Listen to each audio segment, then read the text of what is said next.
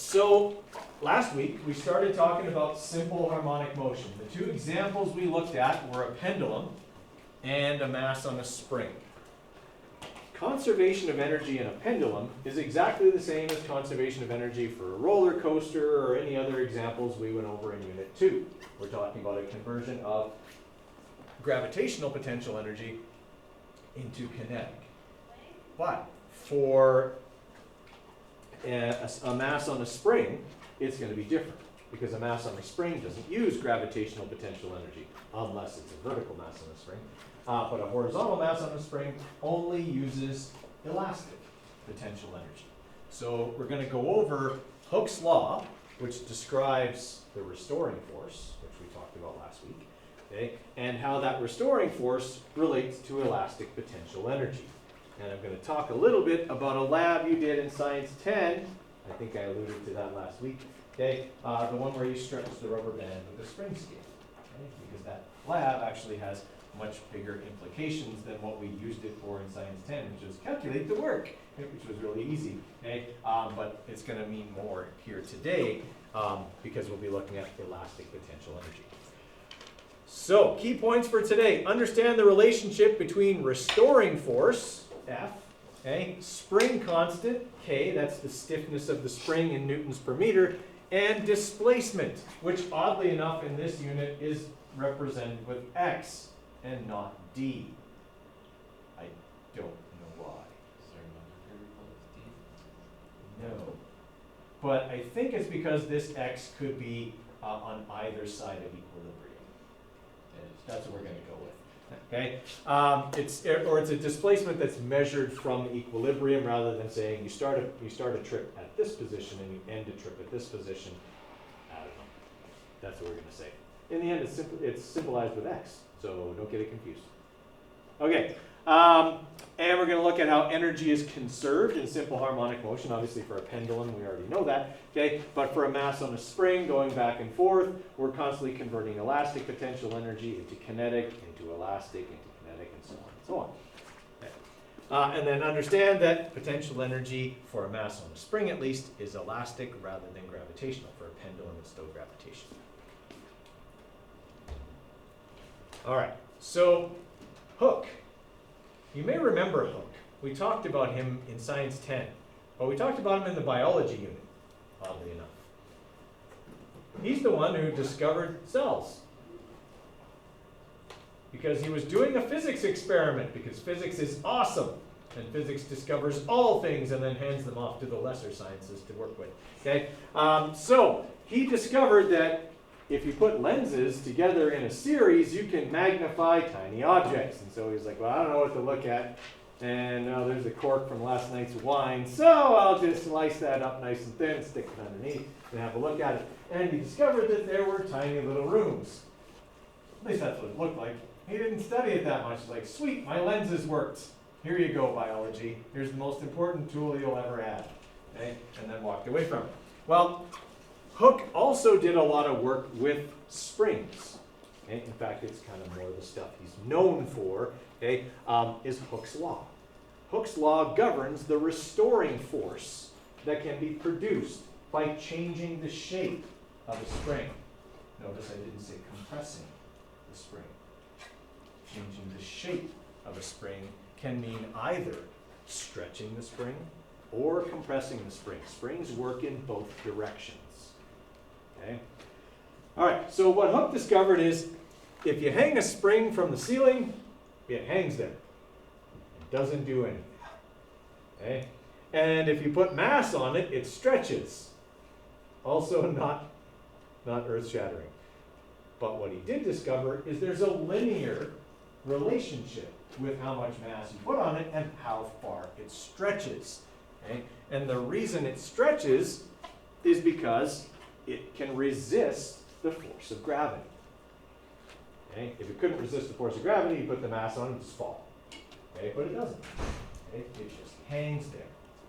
So, what he discovered then was the force of gravity was equal to the force in the spring in the other direction, obviously. Okay? Their magnitudes were equal, but the spring was pulling up and gravity was pulling down.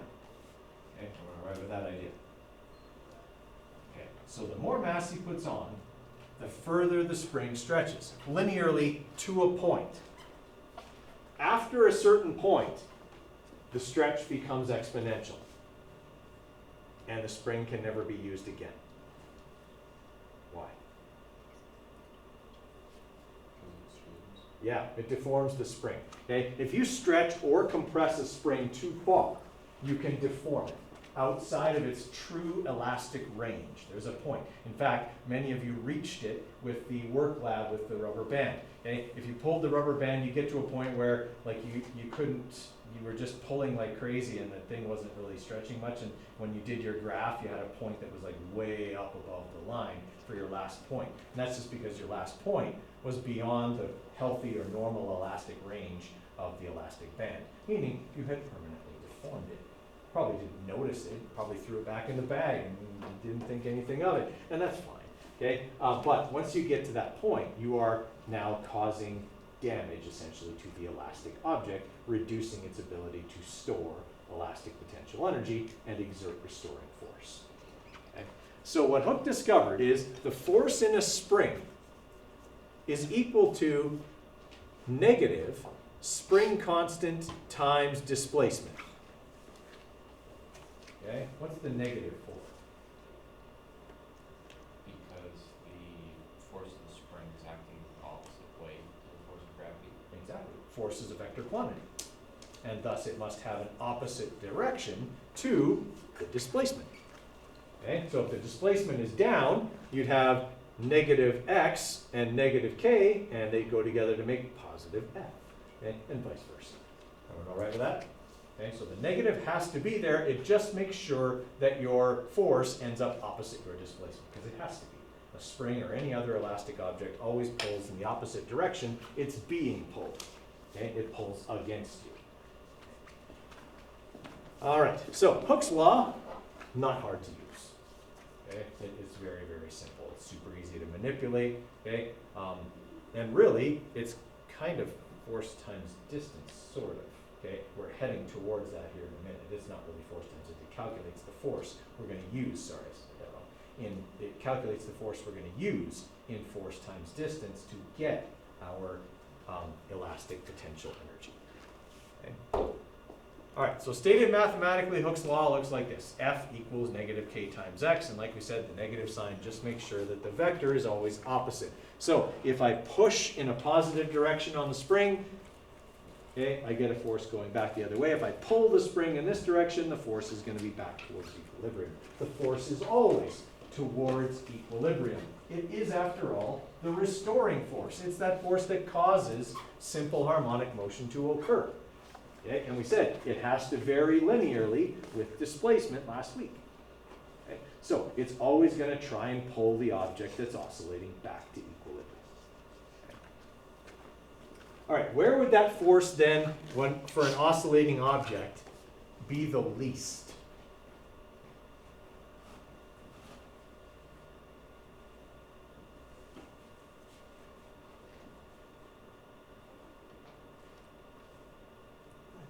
At equilibrium, where x is what number? 0, right? Okay. The force is 0 at equilibrium because the spring at equilibrium is neither stretched nor is it compressed. So it can't exert any force in that condition. That's its unstrained length. But how is that possible if there's no force when the object goes past equilibrium and it comes back again? There's only no force at equilibrium. As soon as it passes equilibrium, the force will return. Okay? So if I pull the ball out this way, like it's showing in the diagram, the force is pulling back towards equilibrium. If I let it go, it'll go back to equilibrium. But that force will decrease as the spring approaches equilibrium. And then once it passes equilibrium, the spring will start pushing again, because now it's compressing the spring on the other side. So at equilibrium is the only point where there's no restoring force. Does that sort of make sense? Okay? Because, I mean, a spring in its natural condition doesn't do anything. It's Newton's first law. It's just going to sit there, right? But once it's stretched and is exerting a force, now there's an unbalanced force in the system, and that starts to cause an acceleration. Okay. All right. Now, elastic potential energy. There's very little to do. As long as we know Hooke's law is what the restoring force is, negative k times x, that's really all we need to know. Hooke's law problems are really easy. Okay, basically, they just ask you to calculate, like, you know, they might put it equal to gravity or something like that and ask you to calculate displacement or ask you to calculate mass or spring constant or something. Okay, so the most complex thing you might have would be Fg equals force in the spring. Okay, so you'd have m times g equals negative k times x, and you wouldn't even really need the negative here. Okay, and it might ask you to calculate x and give you these three, or it might give you x and ask you to calculate k, or it might give you g and k and x and ask you to calculate m. Right? It's just simple manipulation of the form. Okay? That's as complex as it could be. I think the last time I asked one of these on a test, it was a scale at the grocery store. Okay, so you put like a watermelon in the scale, and the scale works on Hooke's law. Okay? When you put the mass in it, it stretches the spring, and that turns the dial on the scale. Okay? So it's gravity, force of gravity, equaling the force in the spring. Okay? And then you can calculate from there. That sort of makes sense? And I think I asked to calculate the spring constant or the mass. I can't remember which. All right, so elastic potential energy works like this. The formula is 1/2 kx squared, which probably upon first look seems like a pretty random formula. But here's where it comes from, and this is where last year's lab comes into play. Last year in Science 10, you did a lab with a rubber band, and you made a graph that looks like this. It was a force distance graph. Okay? And you got the numbers from the spring scale and from the ruler underneath the rubber band. So you pulled back the rubber band to different marks on the ruler and recorded the force on the spring scale. And then you plotted this graph. Okay? And what you found was force went up linearly with displacement. Everyone okay with that? Okay. Then you were asked in that lab to calculate the work. So from this graph, how would I calculate work?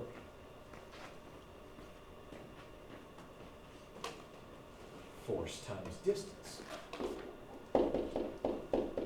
Okay, problem is that this graph is angled. I could do force times distance if it was flat. And I'm still going to do force times distance, but I have to take into account that the force is changing. Okay, so this is, if I went force times distance, what part of this graph would I be calculating?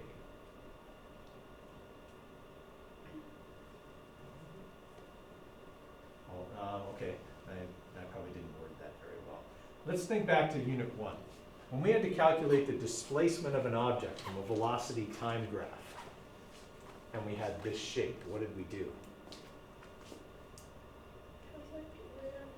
We calculated the area under the line, okay? Because that was multiplying what was on the y-axis by what was on the x-axis, okay? And it was taking into account, if it looked like this, that it was changing. And so we went base times height divided by 2. Okay, so dividing the height by 2 essentially just means I'm using the average of the y values, because it starts at 0 and goes to this value. The average is halfway in between because it's a uniform increase. Is everyone okay with that?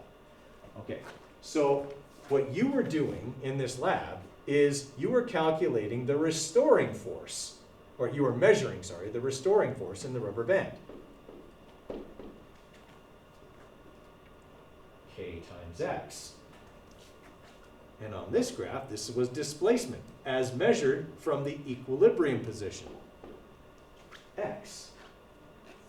So when I go 1/2 base times height, or base times height divided by 2, what I'm really getting is this. 1/2 kxx, which is 1/2 kx squared. Okay? It's really just calculating the area under a force distance graph for that particular spring. Okay? And thus, it's multiplying force times distance, calculating the work done on the spring, and thus the energy stored within it. Okay, because according to the law of conservation of energy, if I do 50 joules worth of work to stretch a spring, there's 50 joules worth of elastic potential energy now stored in the spring. Is everybody okay with that idea? Okay, so that's where this formula comes from. Okay, it's not just kind of random looking thing. Okay, there's a reason it looks the way it does. Okay. All right, and because of that setup, how much elastic potential energy do you have at equilibrium?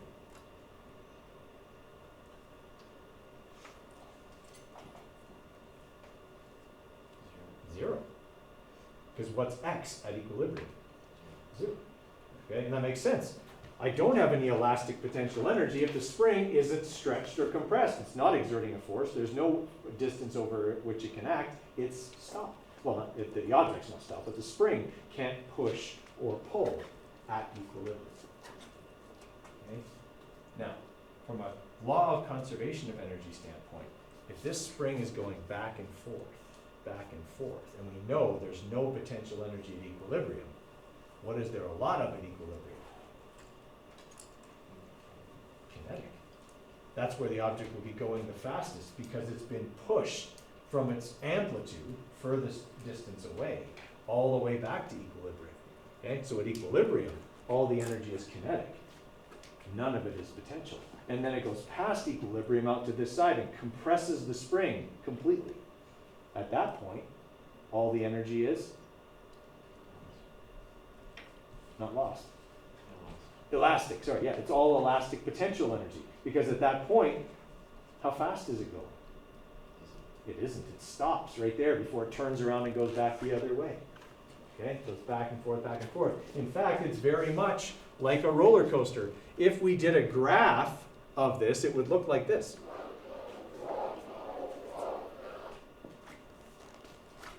Just like a roller coaster.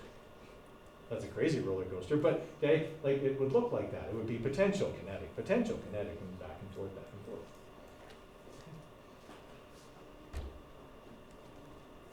Okay, so the law of conservation of energy is unchanged in principle. We are still saying the initial mechanical energy is equal to the final mechanical energy.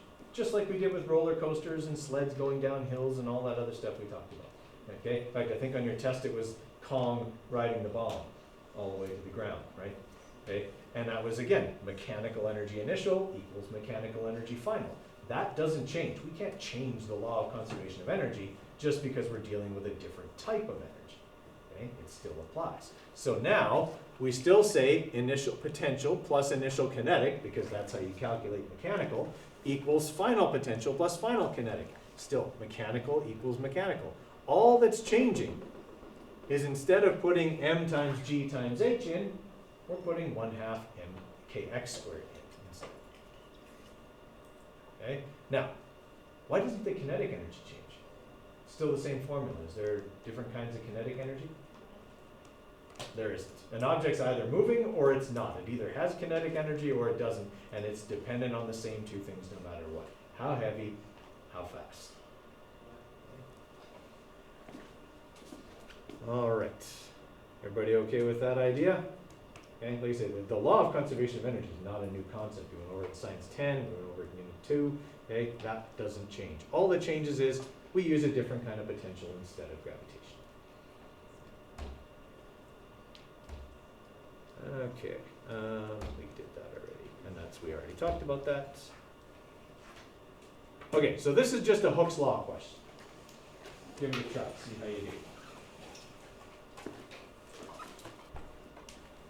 Okay, so in a question like this, our givens are, they gave us the spring constant, 30 newtons per meter. Okay, anytime you see something in newtons per meter, or they say spring constant, that's K. Okay? And the spring is pulled 1.5 meters from equilibrium. So this is a big spring, like I mean big by long. Okay, also 30 newtons per meter, it's probably fairly thick too. Okay? So we're looking at an X of 1.50 meters. All right, all we're doing is looking for the restoring force. Well, Hooke's law says restoring force is negative K times X. So that'll be negative 30 times 1.5, which will give me negative 45 newtons. Okay? They didn't tell me which way that 1.5 was because they actually said distance, which means I can't really know which direction the force is acting, just that it's opposite that 1.5 meters. Okay? That's actually a very poorly written question, as those are supposed to both be vector quantities. Can you just say like towards equilibrium? Yep, that would be a good default direction. Okay, in this case I just wrote negative because, well, they didn't say that other one wasn't negative, so. All right, everyone okay with that? So like I say, Hooke's law questions aren't super taxing.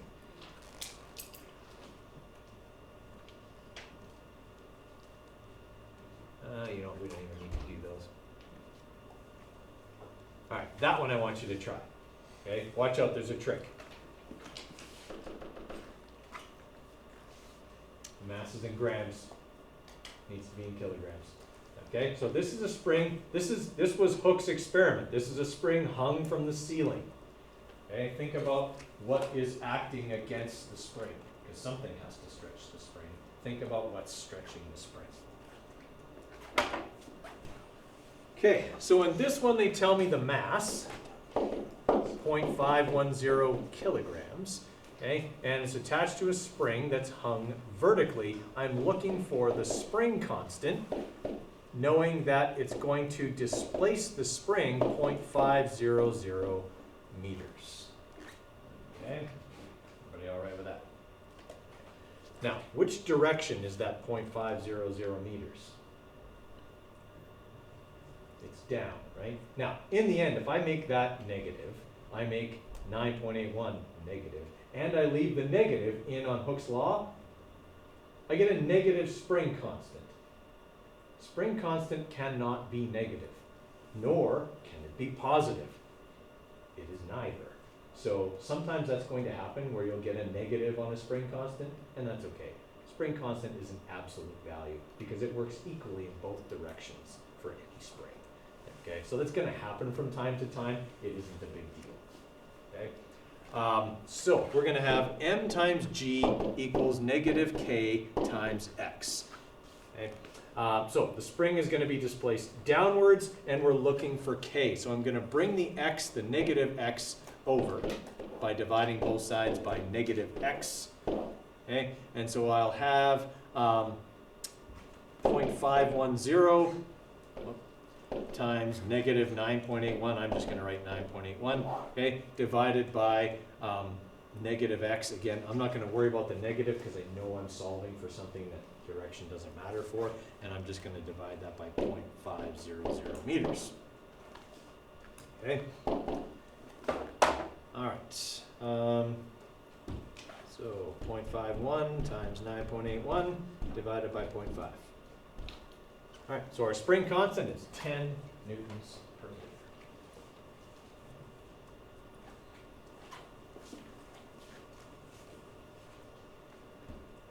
Everybody all right with that?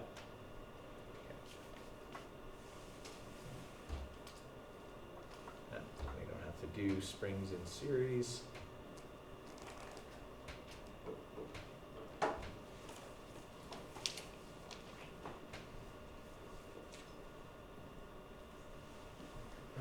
We don't have to do, sorry, I forgot which ones we're doing here.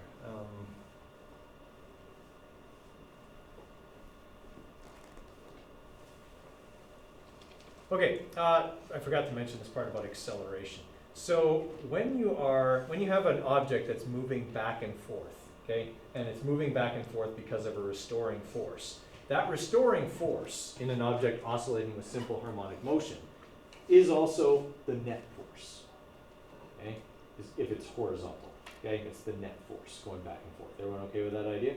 Okay, so we've got that restoring force going back and forth, okay, and at any point, we can calculate that force using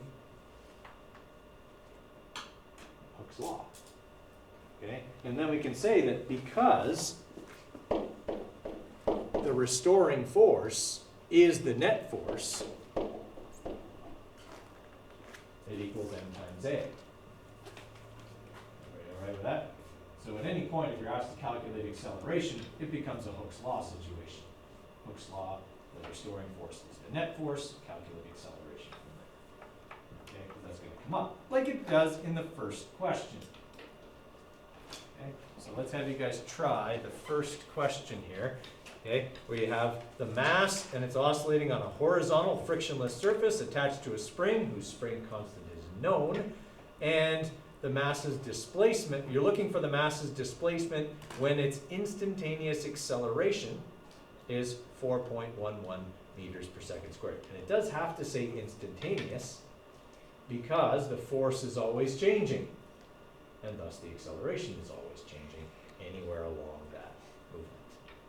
Okay, so I'll give you a few minutes on question number 1, and then we'll look at question number 2, which is a law of conservation of energy question.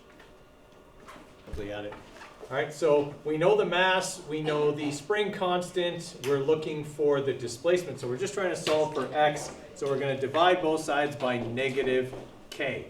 All right, that'll leave us with x. So x is going to equal our mass, 0.724.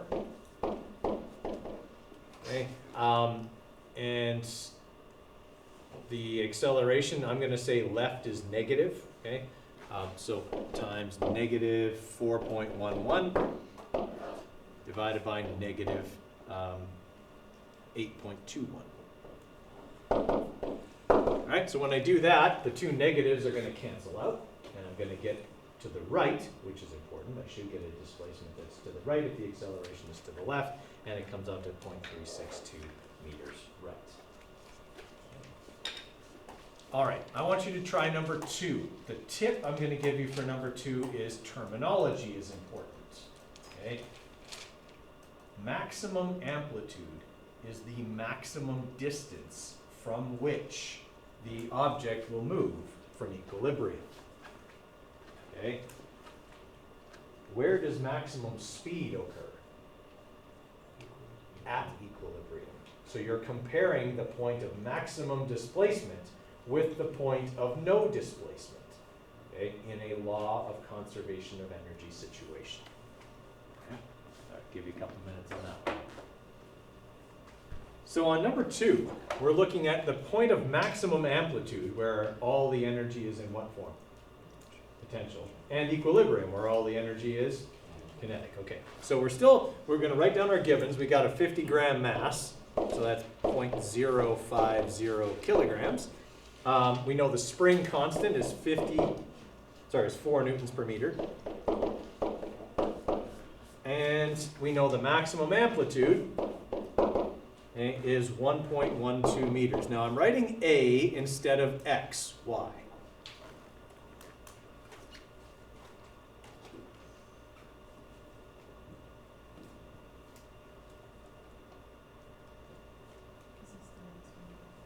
It's the maximum amplitude. It's the biggest X can possibly be. It's a special X, so it gets its own letter. Okay, amplitude. It just reminds me that this is the biggest X can be.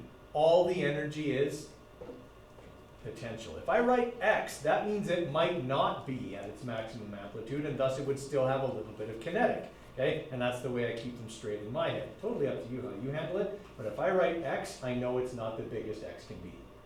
Okay, so now I'm going to write the law of conservation of energy. EI equals EF. Okay, and so that's going to mean initial potential plus initial kinetic equals final potential plus final kinetic, which was a complete waste of my time because 2 of those are 0 right. Okay, so since it doesn't really say which one is initial and which one is final, I'm going to say the initial was equilibrium and the final was the maximum amplitude. Probably the other way around, but mathematically it won't matter. Okay, so I'm going to have my 1/2 mv squared equals 1/2 kx squared. Okay, what happens to the halves? They cancel. There's a half on each side. If I do any manipulating, it's going to go away. So I'll make it go away now, and then I don't have to worry about it. I want to get the maximum speed by itself, so I'm going to divide both sides by m, and then I'm going to square root to get v. So v will be the square root of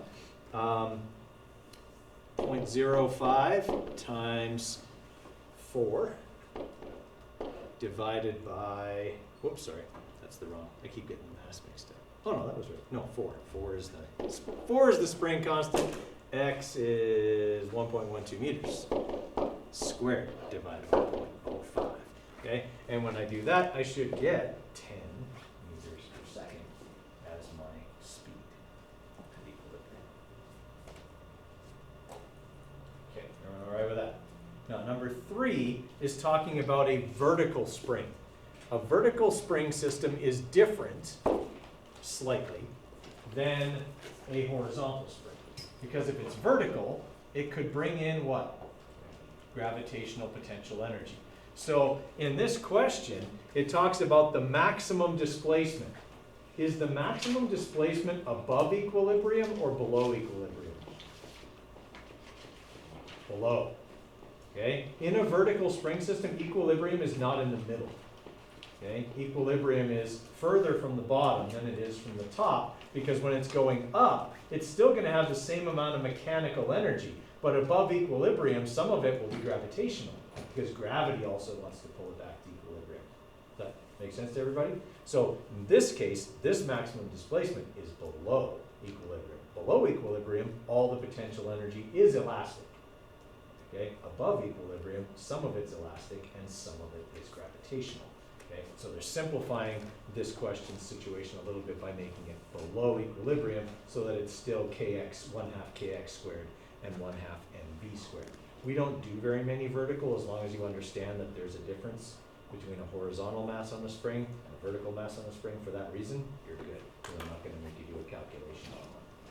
Okay, so everyone all right with that idea? Okay. This is a 2-step question. It's going to require you to use a formula we learned on Friday after doing stuff we learned today. Okay, so we got mass on the spring, we got that information about it, see if you can solve it. All right, so in the end, the question wants to know the period. Okay, well, to get period, that's 2 pi root m over k, right? Right now, I don't know what the mass is. I know what k is, but I don't have the mass. But they do tell me some information about the oscillation. The maximum amplitude is 0.1225 meters. Okay? They tell me that the maximum speed, which would occur at equilibrium, is 5.13 meters per second, and they tell me the spring constant is 5.03 newtons per meter. So if I recognize that at this point all the energy is potential, and at this point all the energy is kinetic, I can use that to find the mass, because that'll mean 1/2 mv max squared equals 1/2 ka squared. Everybody all right with what I've written there? Okay, my maximum potential equals my maximum kinetic energy. And those were the 2 points I was given information about. So I'm going to cancel the halves, and I'm going to divide both sides by the maximum speed squared. So m will equal ka squared divided by v max squared. And I always write max again because I need to remember that there is no potential energy to go with that v. Okay? So we've got our 5.03 times 0.1225 squared divided by 5.13 squared.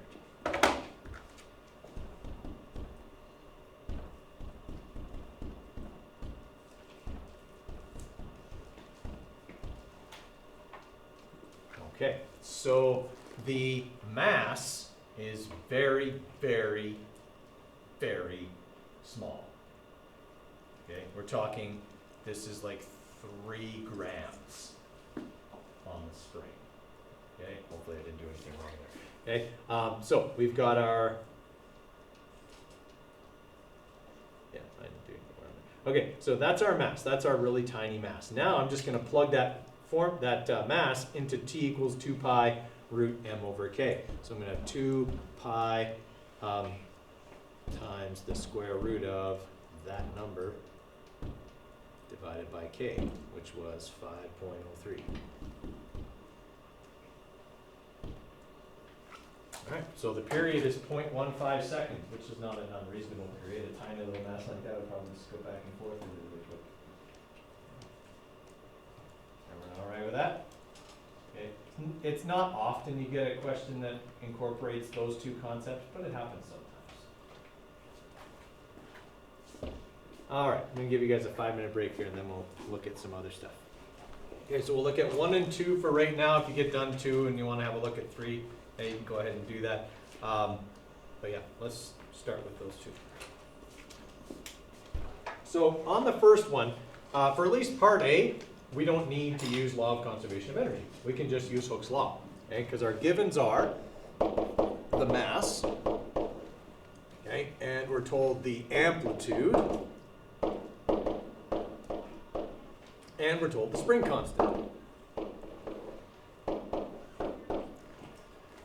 Okay, so determine the acceleration of the mass when it is at a displacement of 0.3 meters. Well, what we have to remember there is that the restoring force is the net force. It's the only force acting in the system. So we just divide both sides by mass, and we'll get the acceleration. Okay, so it doesn't tell us which direction this is, so I'm going to say it's positive. My acceleration is going to come out negative. Okay, so I'm going to have negative 40 times negative,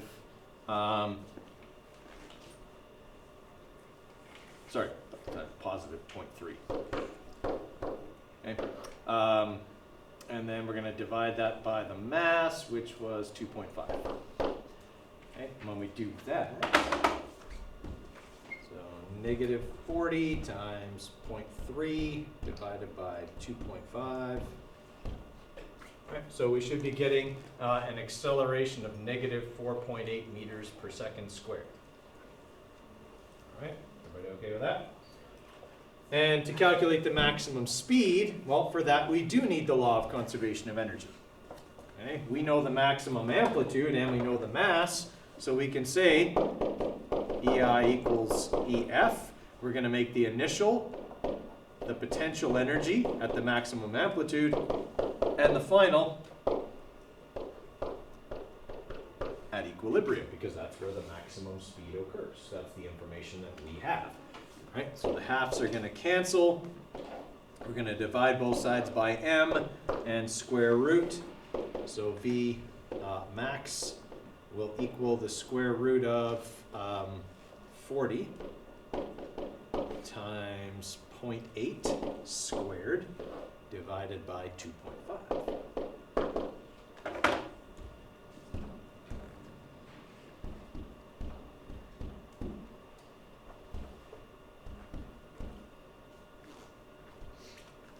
Okay, so the maximum speed will be 3.2 meters per second.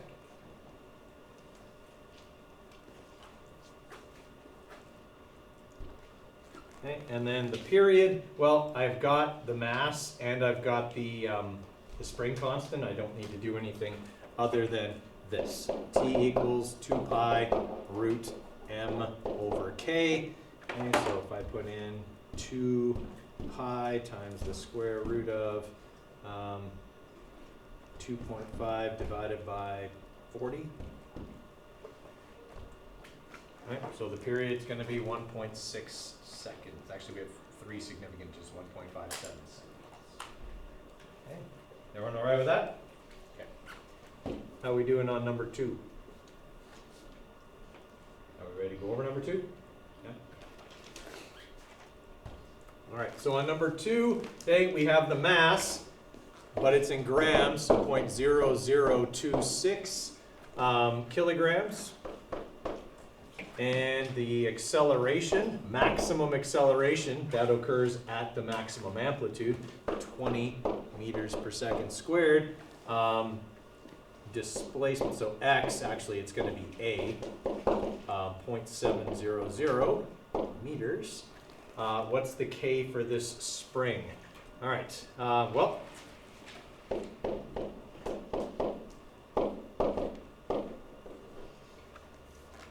that ought to do it.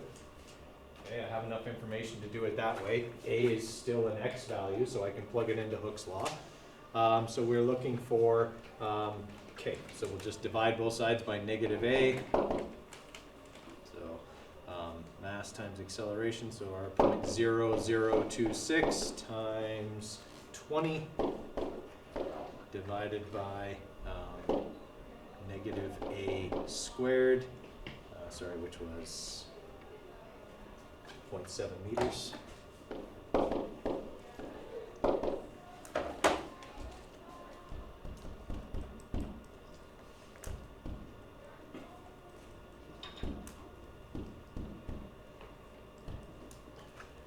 Okay, so the spring constant is 0.1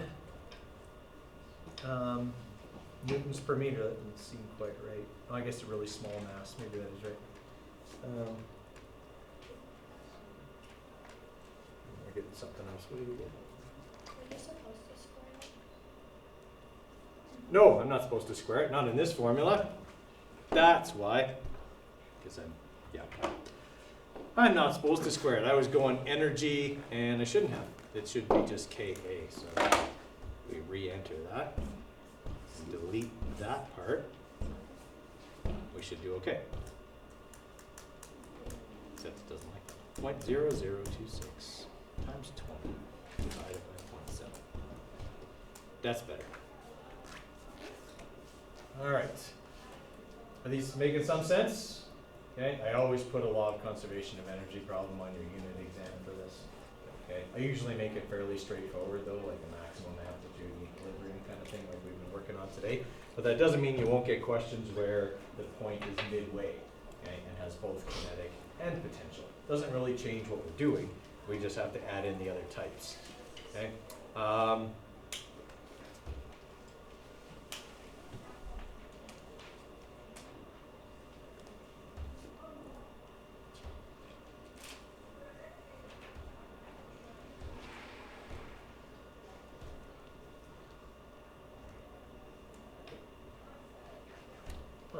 Fine, sorry, I'm trying to find one where it's not maximum.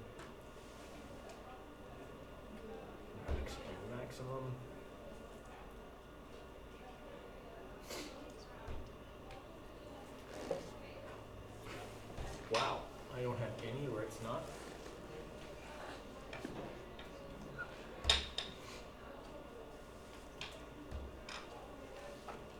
There we go. That's one where it's not. Okay, give that one a try. So on this question here, they said the object vibrates at the end of a horizontal spring. They give us the spring constant. Okay, along a frictionless surface. The maximum speed is 0.35 meters per second. The maximum displacement, so the amplitude, is 0.29 meters. What's the speed of the object when its displacement is 0.10 meters? So we're looking for VF, and we're told XF is 0.10 meters. Okay, what don't they tell me? They don't give me the math. So I actually have to do two things here. Okay, the first thing I need to do is a law of conservation of energy calculation using the maximum displacement and the maximum speed, like we have been. So 1/2 Ka squared equals 1/2 mv max squared, because I have v max, I have a, and I have k. I can use that to find m. Once I have m, then I can set 1/2 Ka squared as my initial, and use this information as my final to get V. All right, so I'm going to cancel the halves, divide both sides by V max squared, okay, and that'll leave me with M. So M will equal 18 times 0.29 squared divided by 3.5, was it? Yeah, 0.35. 0.35 squared.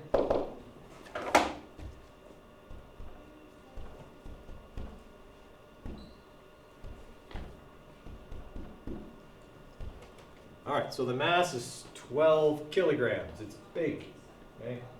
So now that we've got the mass, okay, now we can set up another one of these calculations, and we can say EI equals EF. It's just this time we're going to make 1/2 kx squared equal to ka squared. 1/2 kxf squared plus 1/2 mvf squared. Okay, am I still saying the same thing? I'm still saying initial mechanical equals final mechanical. I just have to recognize that in my final mechanical, I have both kinds of energy. Right? Now, the 1/2 is in every term. What can I do with it? Okay, let's do that. Okay, and I want to get VF by itself, so I'm just going to subtract KXF over here. So I'll have KA squared minus KXF squared equals MVF squared. So if I divide both sides by the M that I just finished calculating, and then square root, I will get VF. So VF will be the square root of 18 times 0.29 squared minus 18 times 0.1 squared divided by that mass I just calculated, which was 12 point whatever, and I'll keep all the decimals in there. Okay. So, square root of 18 times 0.29, it was 0.29, right? Squared minus 18, oh, I forgot to bracket all this.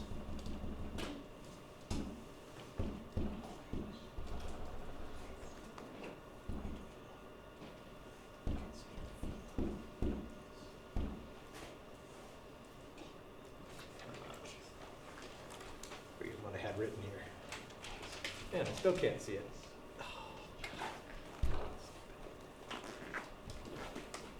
Well, all right, that number I gotta use. Oh, God. By that number. There, do what I want. Okay. So that means the speed at that point is 0.33 meters per second. Okay? Yes, it's a lot of calculating to get to the answer, but it's all the same stuff. Okay, tomorrow, as always, you can write into lunch a little bit, okay, if you need it. If you have stuff in learning supports, okay, if you write in learning support or anything like that, your tests are already there, okay, and all you have to do is go straight to learning support. For the rest of you, come here, you'll get your test after I get your phone, and then you can get started on it right away at the start of class.